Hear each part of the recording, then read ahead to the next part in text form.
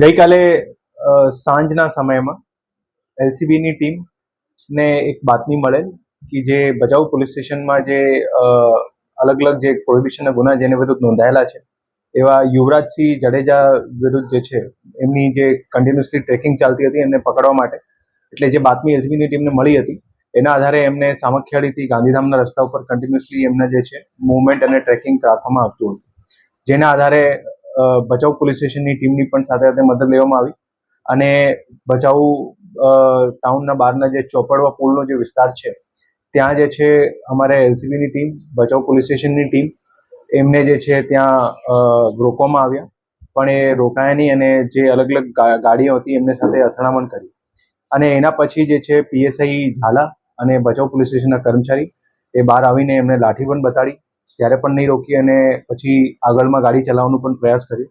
એટલે એમને રોકવા માટે ત્યાં આટલા બધા પ્રયાસ કર્યા છતાંય નહીં રોકી એટલે ત્યાં એમના આગળના જે છે ભાગ ઉપર એક રાઉન્ડ ફાયર કરવામાં આવ્યો નીચેમાં અને પછી જ્યારે રોક્યો ત્યારે એમને પકડવામાં આવ્યું છે. જ્યારે આ ગાડીમાં સર્ચ કરવામાં આવ્યું ત્યારે એમની સાથે જે છે બીજી એક મહિલા હતી જે પોલીસકર્મી છે, જેમનું નામ નીતા ચૌધરી છે, જે અહીંયા સીઆઈડી ક્રાઇમમાં ફરજ બજાવે છે. અને ગાડી જ્યારે સર્ચ કરવામાં આવી ત્યારે અલગ અલગ જે છે એમાં બિયર્સના ટીન પણ હતા, જેના લીધે પોલીસ દ્વારા પ્રોહિબિશન એક્ટ હેઠળ ગુનો દાખલ કરવામાં આવ્યો છે, જેમાં બંને આરોપી છે. અને એની સાથે સાથે જે આખું બનાવ બન્યો એના સંદર્ભે પણ પોલીસ દ્વારા આઈપીસીની કલમ 307, 427 હેઠળ ગુનો નોંધવામાં આવ્યો છે, એમાં પણ બંને આરોપી છે. અને આજે યુવરાજ જાડેજા છે એમના વિરુદ્ધ પ્રોહિબિશનના ઘણા બધા ગુના દાખલ થયેલા છે અને લગભગ 6 જેટલા ગુનામાં વોન્ટેડ પણ હતું. એટલે આની પણ પ્રોસેસ અને પ્રક્રિયા પોલીસ દ્વારા કરવામાં આવશે અને કાયદેસરની તપાસ કરવામાં આવશે. અત્યારે આ જે બનાવ બન્યું છે એ બનાવ સંદર્ભે પીઆઈ જાડેજા દ્વારા તપાસ ચલાવવામાં આવી રહી છે અને આગળમાં એમની રિમાન્ડની પ્રોસિજર અને કાયદેસરની જે કોઈ વસ્તુ હશે એ પ્રમાણે એમાં તપાસ ચલાવવામાં આવશે. પોલીસ દ્વારા બધા લોકોને અપીલ છે કે આ લોકો વિરુદ્ધ અગર કોઈની કોઈ ફરિયાદ હોય, કોઈ એના ભોગ બનેલા હોય અને કોઈને ધાકધમકી આપેલી હોય તો એ લોકો નિશ્ચિતપણે ફરિયાદ કરે. પોલીસે એ લોકો વિરુદ્ધ જે છે તાત્કાલિક ફરિયાદ દાખલ કરશે.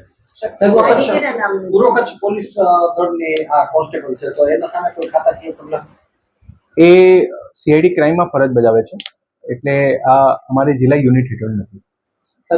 સામાજિક સંબંધો છે કે પારિવારિક સંબંધો છે કે આરોપી તરીકે જોડાયેલા છે કે શું મહિલાની ભૂમિકા શું છે? એ ગઈકાલે જ્યારે પોલીસ દ્વારા જે આરોપીને રાઉન્ડ અપ કરવામાં આવ્યું ત્યારે ગાડીમાં સાથે હતી. હવે એ લોકોનો કઈ રીતનું કોન્ટેક્ટ કરતો એ બધું તપાસ દરમિયાન ખબર પડશે. સાહેબ બંને વિધેલા હતા એવી વાત આવી નહીં. પ્રાથમિક તપાસમાં કેટલા સમયથી સંપર્કમાં હતા? એ અત્યારે તપાસ જે છે એમની ચાલી રહી છે કે ખરેખર કઈ રીતનું હતું કોન્ટેક્ટ અને અલગ અલગ બીજા કયા એંગલથી એ લોકો જોડાયેલા હતા.